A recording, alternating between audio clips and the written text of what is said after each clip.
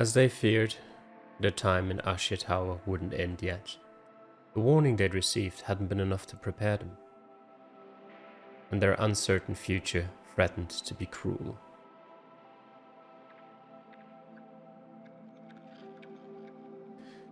Since the mysteries had begun to stack up, they knew they couldn't withstand them. Many details that sheltered the truth had been left ungrasped, and they were ignorant to one important fact. Their lives had just been saved. Nobody could imagine why the Sekimeiya had been exposed to them. Nobody could imagine the beautiful labyrinth they were creating. A transparent labyrinth that engulfed its own creators. A labyrinth that didn't hide truth anywhere, and whose walls could be broken. Every riddle, no matter how small, was accompanied by an answer. However, some of those answers weren't held by anyone. Not by anyone inside the tower, that is. What about you? Inevitably, every riddle will be unfolded, every detail will strengthen, and meaning will arise. When the time comes, I wish you will be prepared. The peak was within reach, but it felt unattainable. Was the reason the path taken? To climb to the top, others were essential. Only then will the puzzle be laid out and every spot contain its proper piece. Inside the dark tower, there was only one thing that could be taken for granted. The path to comprehension extended far past the one to freedom. Actually, I have goosebumps.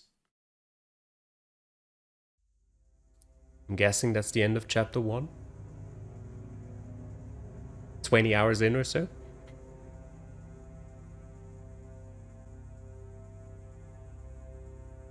Amidst the vast internet was a specific forum thread. The date showed it had been written in the afternoon of November 24th, 2011. It contained 2 paragraphs. I swear this is all the truth. I'm not messing around. I'm a bit scared though, and I'm not sure what to do. I think I just woke up from a really strange dream. It felt hyper-realistic, and I'm still shaking. I don't know if it means anything. Maybe it was a premonition. I'm not sure. However, I'd be careful on the 15th of next month. If I don't say this anonymously, I'll be laughed at or even fired. On the 15th, Ashia will hold a big event in the tower, and there'll be a terrorist attack. It will be called the Sekimeiya. Soon, maybe they will announce it. I don't think I'm a prophet or anything, but I'm still trying to calm down. This time it felt too real to let it pass. That's what I dreamed. It's so bizarre, I still think it might have really happened. That's why I feel the need to post it, in case it actually means something. Do not go to that event if it happens. Some people even got trapped inside, but I don't know what happened to them. I think something might be wrong with me. I don't know why, but I'm not home. I can hardly believe it's still the 24th, and I don't know what I'm doing at my parents' house. Sorry to rant about this, but I need to let it out somewhere. I've been suffering from a few mental issues, but nothing had been as bad as this. I've been living alone for 2 years while my condition has gotten worse and worse. I feel I can't continue on my own, and letting people around me know it might be a horrible idea.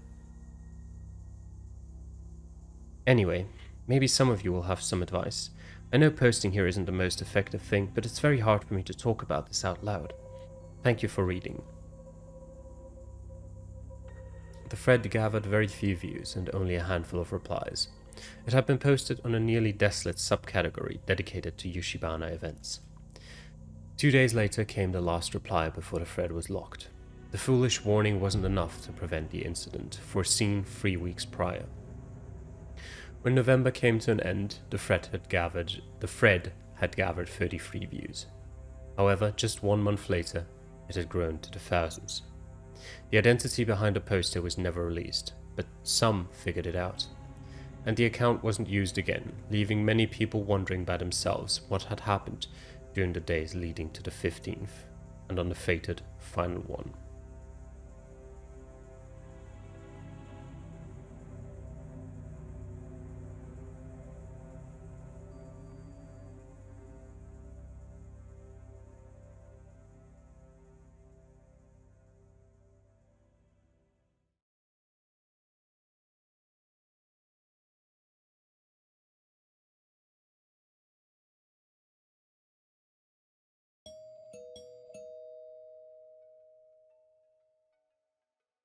Maxi was startled as Atsuki and Shireya looked at each other.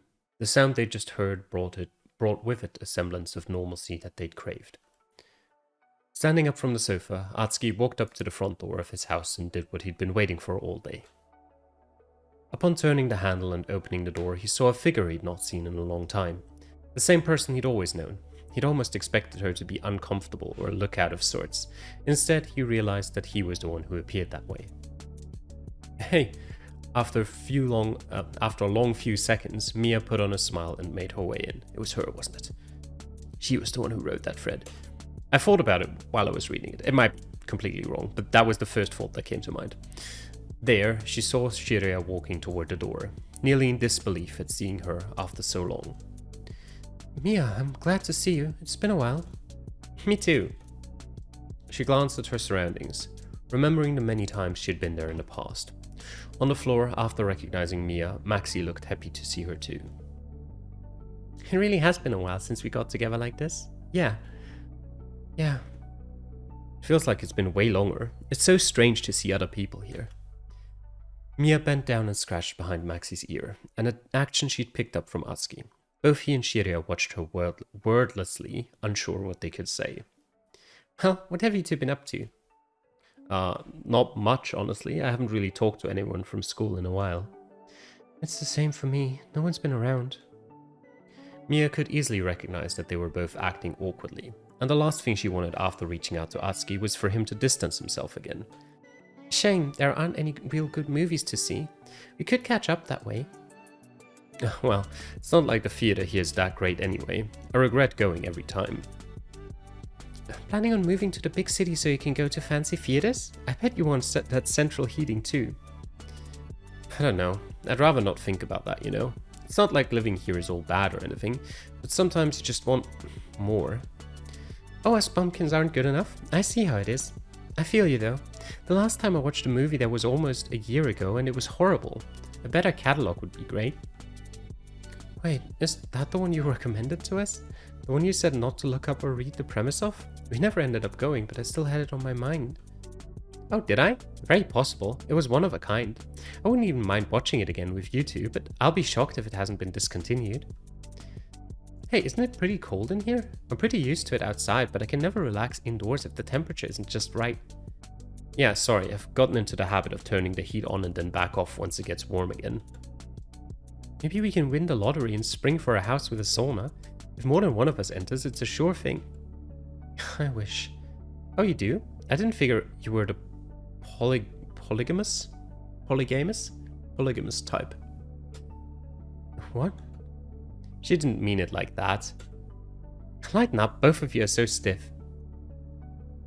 I know what the word means, I just don't know how to pronounce it. Sorry, it's just been a while, I'm not used to being around people. I actually passed by the lottery office just now and thought about giving it a shot, but I didn't want to be late. I was also really eager to see Maxi and Umi, you know? I've been thinking of getting a few cats, and I see that Umi's been eyeing me from under that couch, so maybe she wants to come with me. Gosh, she's so cute. I don't think so. I figured I'd just have to bribe my parents, but they've been more stubborn than usual. Apparently both of them are a bit allergic, but they won't even let me just have them in my room. I've been trying to get a job, but I haven't had much luck yet. Where have you been looking anyway? Well...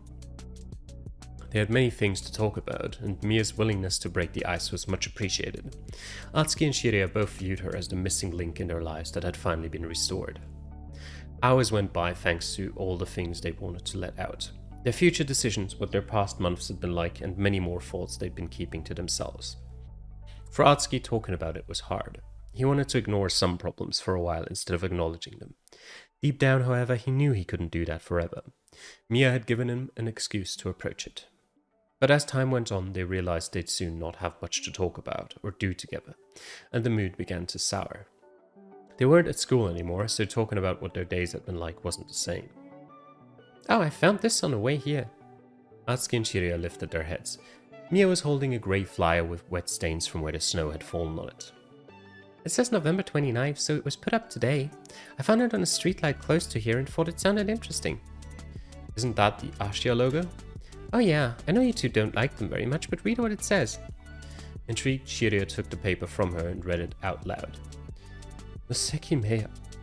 On the third Thursday of next month, we will hold the largest event we have ever had the pleasure to put together in Ashia Tower.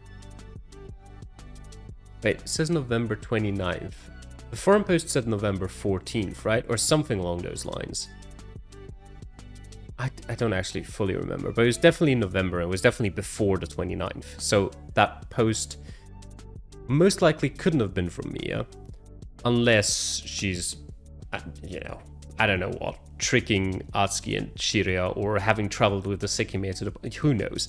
But let's not think about that too much at the moment.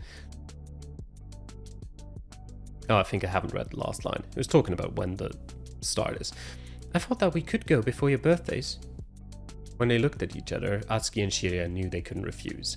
They'd never entered Ashia Tower, and their families usually would have prevented them, but neither of them was personally against going once while their parents were overseas. Both of them also agreed that what they'd read sounded intriguing. Look, it says that if we want to attend, we should hurry up and buy the tickets from this website.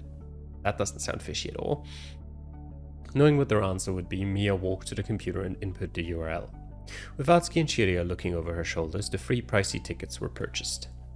It was money neither Shiria nor Atsuki had intended to spend, but to them it was worthwhile. The thought of going somewhere together even made them smile. They bought the tickets using Atsuki's payment details, but they all paid for their own. After that, they printed them. There we go. I'm hoping they're not exaggerating. It said we'll go in groups of 3, so we should be able to enter together. Atsuki and Shiria felt satisfied and appreciative of Mia. She folded the papers and put them in a purse she'd long ago left in Atsuki's house, which brought back memories of all the times she'd worn it with them. Atsuki's heater, once turned on, was comfortable, so they spent the entire time in his house until it felt appropriate to leave. This actually looks like an insanely nice house, just from the 2 pictures I've seen of it now. Mia's parents informed her they'd made dinner for her, and Shiria took it as her cue as well. After saying their goodbyes, Atsuki saw both girls leaving on different paths. It hadn't been the most fun day they could recall, but at least Atsuki felt at peace, as it had been exactly what he'd needed after spending many months by himself. He went to sleep looking forward to the next day, when they'd agreed to meet again. It was the afternoon, and it had just started snowing. Phone in hand, Atsuki waited at the spot they'd settled on, close to the school they'd recently graduated from. He saw a flyer stuck on the bus stop, titled the Sekimeiya, identical to the one Mia had shown him. He saw Mia approaching, and she sped up upon seeing him. Minutes later, Shiria came from the same direction, and the 3 found themselves at a bus stop with a plastic roof, not having decided where to go next. Unfazed by the snow, they walked toward a stone path, reminiscent of the days when they'd left school together. A few younger students could be seen in groups near benches, and some of their faces were recognizable. Like everyone else around them, they sat on one of the benches, their coats protecting them from the icy surface that remained after wiping off the snow. I kind of miss this routine. It's definitely something you get used to. I can't believe years started going by so quickly. On the plus side, we don't have to deal with anything involving physics anymore. What a drag of a class. Please don't remind me. I can't believe how many times Miss Mayuko pulled someone out into the hallway. Why be a teacher if you're going to act like that? Yeah, you'd think you couldn't get away with that in such a small town. All of the parents should have been up in arms about it. Isn't that normal? I almost expect small towns like this to have murder cults all the adults initiate the kids into. Well, not mine. Unless they're part of a foreign chapter making arrangements right now. Shira's parents and mine would definitely be in it together. Actually, they haven't tried to get you to move again, have they? Oh. It's not constant, but sometimes, yeah. I feel guilty, but a big part of me wants to be here. I don't like that my mom is being so pushy about it. At least she gets the message if I ignore the call or just outright tell her no, but after a couple of weeks she'll try again. My parents both keep doing the same thing. Is it too strained for you? It really is. My birthday's coming up and she hasn't even mentioned it. I bet the only thing she's going to do for it is ask me to leave again, like it's a gift for me. Sorry, I shouldn't have brought it up. It's fine. I just wish she supported me living the way I want to, you know? It's not like I ever got bad grades or anything when we were in school. I proved I could take care of things. I'm not so sure. You remember, what was it, 5 years ago? You couldn't even look at the map and tell me where you were on it. That was different. They'd never come up before. You can't hold that against me. And what about that time we had to catalog local animals? You didn't even know where to start looking. Come on, Aski. No, I want to hear this. Go on. We were supposed to build a list of animals that lived around here. It was one of those big year-long projects. Actually, you were here for that, weren't you? Yeah, but we didn't really know each other back then. Well, Shiryu had no clue what to do. We went out to the edge of town and looked for, well, anything. It was still fall then, and we actually stumbled into a bunch of lizards. I bet she made her usual shocked face when she sees anything that moves. Of course. God, you're not one to talk, Mia. The best part was that she panicked a bit and stepped on one of their tails. It popped right off and she screamed. I didn't know their tails came off and grew back. They'd never come up before. How can you not know that? I just didn't. You don't even see lizards once the cold hits. I honestly thought you saw a bear or something. No way, I'd have left you for dead. Ice cold. Although black bears aren't that aggressive usually. Yeah, I'd have been totally fine, and you would have regretted your betrayal. You've told me way too many things that I could use against you. Oh, like what? You can tell me. Anyway, turned out that we completely misunderstood and tried to catch one too. Really, all we had to do was tell what kind of animal it was. Not the species, the genus. Yeah, I felt like an idiot. So you didn't catch a bear? Shame. I've known Shiryu long enough that it wouldn't surprise me. She's good with animals, but she needs a bit of time to warm up to them. I'm sure a bear would grow a liking to her fast. You think so? I'd probably just play dead and hope to survive. Well, you're always very sweet with Umi, and she seems to really like you. Honestly, I was a bit jealous of you in the past. If I didn't know better, I'd think you'd end up becoming a vet. Me? I doubt it, yeah. I stopped considering that when I was 12. That's so much school just to get your foot in the door. It's not like I want to end up being some boring office worker or something, but I want to have time for myself too. Could you just find a nice rich guy and become a gold digger instead? Yeah, I doubt that too. So do I. You should have seen her as a kid, Mia. She didn't want anything to do with boys. Except you. Well, I didn't want anything to do with them either most of the time. For a while, both of us didn't have a great relationship with our classmates, so we just kind of hung out with each other. I don't really know how it happened, but our parents definitely contributed to it too. All the girls had their cliques, that's how. It's insane how they get in a town like this. One person says something bad about you and it spreads fast, even if it's not true. Most of them ended up maturing, fortunately, but it was really bad at the start. Atsuki was never like that though. Well, I'd be an asshole if I was. You're right though, things got a lot better after middle school, probably because everyone's too busy with doing well to pick fights. I'm not so sure about that. Look at all the old farts here who go on and on about how terrible Ashi is. As far as I'm concerned, both groups suck. How moderate of you. A man after my own heart. They kept talking like that for quite some time, whiling away the day in a way that made them the most comfortable. Existing with each other was enough for them.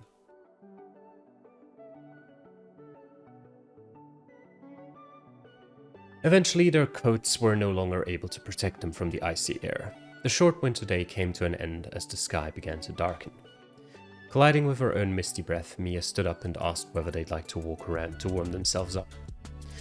From Ciutadella Park, they would usually head home. Instead, they headed in the opposite direction, toward the more rustic part of Yoshibana, which bordered the surrounding mountain range. They weren't unfamiliar with it, but it was rare they'd end up there. It barely had shops and most buildings were residences.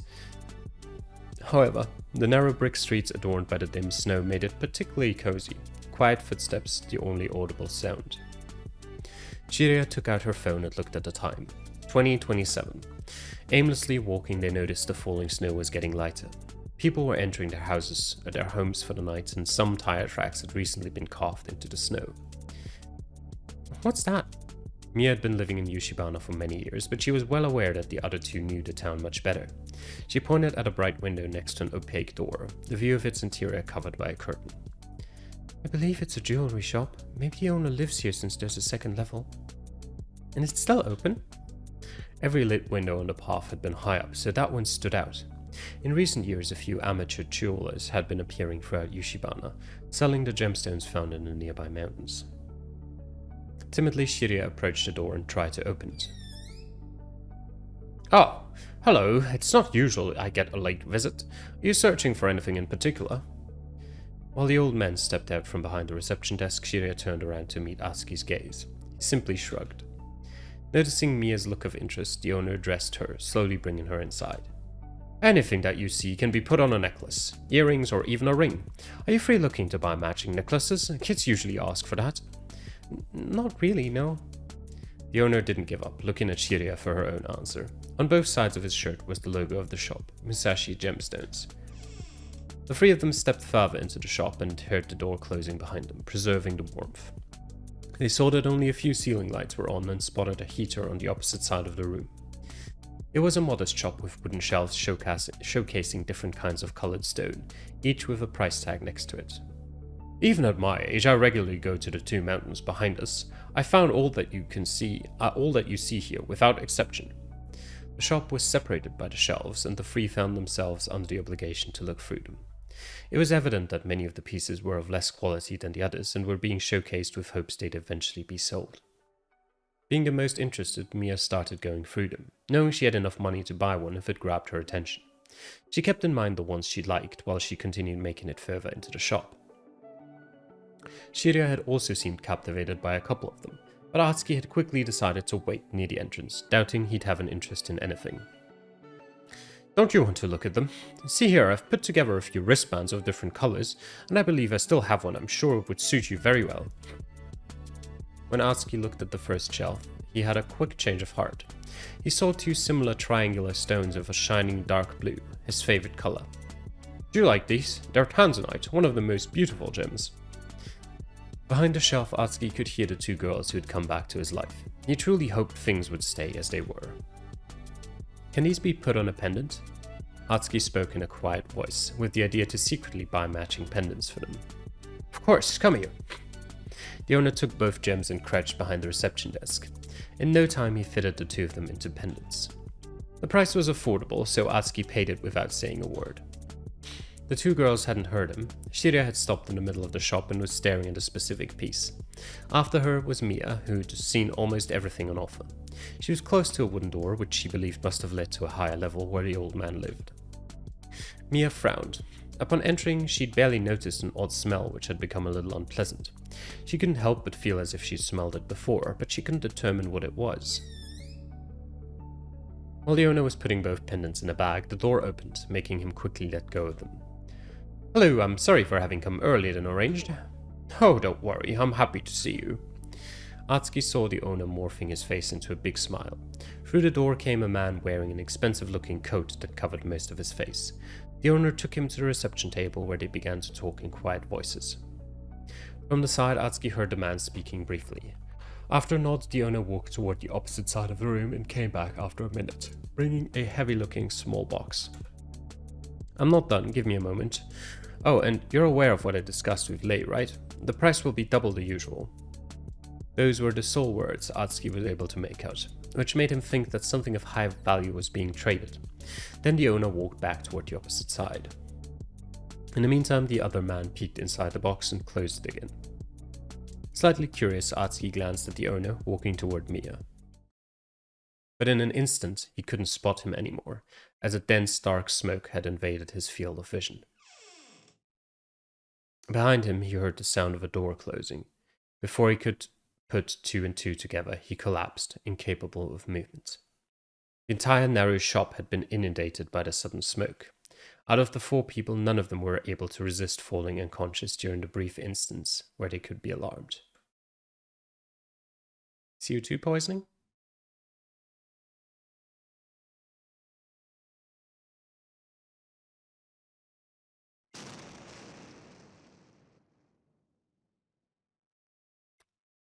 Unfortunate. Hey, kid, can you hear me? Atsuki began to recognize a few words and his eyes shot open. When he saw that he was still in the shop, he remembered having passed out. Battling a headache, he stood up and saw two unfamiliar men. What the hell happened here? Are you okay? Atsuki didn't respond and instead peeked past one of the shelves. There were both blood and pieces of skin scattered across the farther walls. When he took one step forward, he saw a huge hole in the floor. Where are the two girls that were here? Nobody replied. Not because they didn't want to answer, but because they didn't know. However, going off the blood, they felt they couldn't have responded regardless. Behind the two men, Atsuki spotted the owner, looking down at his feet. There was a streak of blood running across his face. "Hey, answer me!" "There was an explosion a few minutes ago, that's all we know." Atsuki rushed toward the hole and looked in it, but it was pitch black. He couldn't see a thing. He could hardly believe his eyes. Shiria and Miya had been in the impact zone. Realistically, it was impossible they were alive, but Atsuki found himself rejecting the thought, refusing the gore spread around the shop. "You've called the police, they should be coming soon." "What the hell is down here? How did the floor break like this?" "I came in and didn't see anyone because there was some smoke in the air. I thought the lights might have been off, so I flipped that switch. I instead turned off the lights, so I turned them back on. I think it caused a dust explosion." "It certainly caused an explosion. If there was gas around, turning on the light might have triggered one. They're powerful enough to take down walls or this floor." Atsuki denied what he was hearing as he kept staring at the blood surrounding the hole. The entire far side of the shop had basically disappeared. He stood stunned, recalling the powered-off heater that had been in that corner despite the warmth. Very soon the police appeared, followed by an ambulance. Atsuki explained what had happened, shaking every word out. He had to be brought to the hospital where his parents used to work in case he'd suffered any damage from either the smoke or the explosion. Hours later, after asking continuously, he was told that below the store was a drainage canal where they'd found an unconscious body. However, only traces had been found of the other person. The description confirmed to Atsuki that Shiria was alive and whose remnants those had been. Unresponsive, Atsuki lay back, internally falling apart. Shiria was brought to the hospital. She was in a coma from having fallen so far down, but a nearby shelf had prevented the explosion from hitting her directly. The next day, the police released the details of the events. An individual had released smoke that had put 4 people to sleep. A short time later, a gas explosion had occurred. It had happened due to the shop's heater being of an older design, one which lacked a failsafe. The heater had burned through all the oxygen immediately surrounding it, which had extinguished its flame but allowed it to continue releasing gas. Given the size of the explosion, that must have happened before the smoke had been released. Then, as everyone had fallen unconscious, nobody had been able to recognize the artificial smell of the gas and ventilate the area, causing it to build up. At 2100, when the lights had been turned on, the small spark had ignited that gas. The 2 people farthest from the focus point hadn't been critically harmed, but they'd been sent to the hospital. One girl had entered a coma after falling through the broken floor and hitting her head, and the last girl who'd been closest to the heater died instantly. The individual hadn't been caught, but their motive was unclear as nothing had been stolen. Furthermore, it seemed the explosion itself had been an accident. Atsuki had gone to visit Shiria, whose parents hadn't shown up. Looking at her resting face, he was unbelievably glad that nothing had happened to her, but he couldn't process the fact that he'd never see Miya again. Every time he remembered how happy she'd looked to be back with them, Atsuki's heart seemed to shatter once more. Days later, Shiria woke up without having suffered any mental damage, and the 2 of them were able to live together, trying to support each other after what had happened. The day before the 15th, the purse where Miya had put the free tickets was still in view. They couldn't sleep and decided to walk to Ashia Tower very early. They looked at the night sky, knowing Miya wasn't under it anymore. However, as they turned their eyes back to each other, both of them wanted to believe that loss could be overcome. They were still alive. After a long wait, they approached the tower and were able to find shelter in it until the event began. The warmth inside a small comfort.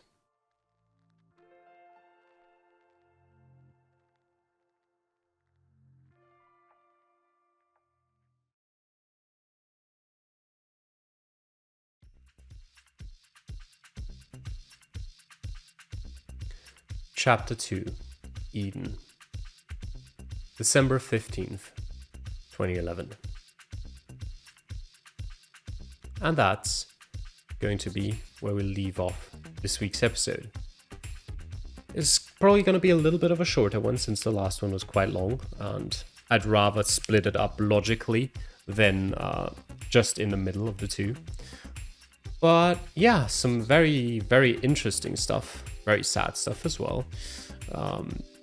probably going to reread over that sort of rolling credit scene from the end of the tower sequence, I suppose, just to really, grasp all of its meaning and try to think about it, I guess. And yeah, hope you enjoyed watching, and I'll see you guys again next time. Till then, bye.